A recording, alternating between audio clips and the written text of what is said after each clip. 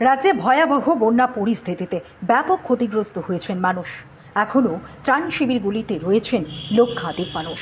বন্যা দুর্গত মানুষের পাশে দাঁড়াতে উদ্যোগ নিয়েছেন সাংসদ বিপ্লব কুমার দেব।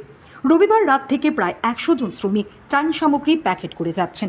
সোমবার বড় দুটি লরিতে প্যাকেট করা ত্রাণ সামগ্রী বন্যা কবলিত এলাকায় পৌঁছে দেওয়া হয়েছে। আরও কয়েক লরি ত্রাণ সামগ্রী পৌঁছে দেওয়ার উদ্যোগ চলছে।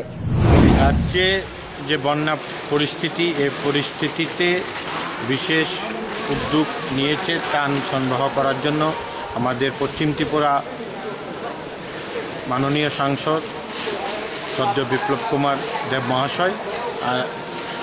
গতকাল রাত্রে থেকে যুদ্ধকালীন প্রস্তুতিতে এখানে প্যাকেট করা হচ্ছে।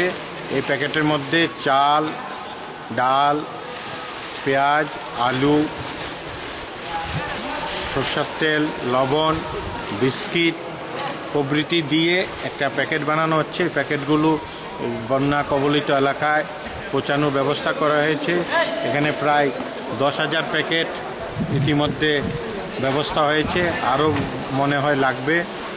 সবটাই মাননীয় সাংসদ সদ্য বিপ্লব দেবজির উদ্যোগে এখানে যুদ্ধকালীন প্রস্তুতিতে এই ব্যবস্থাপনা চলছে। আমাদের এখানে দেখতেই পাচ্ছেন আপনারা, অনেক প্রায় 100 মতো শ্রমিক এবং সমাজসেবীরা কাজ করছে এখানে। এই প্যাকেট কালকে থেকে শুরু হয়েছে, আজকেও রাত্রে অবধি এই প্যাকেট, সারা রাত্র প্যাকেট করা হবে। তা আমরা আশা করছি বন্যা দুর্গত এলাকায় আমাদের মাননীয় সাংসদের যে উদ্যোগ, এগুলি পৌঁছে যাবে।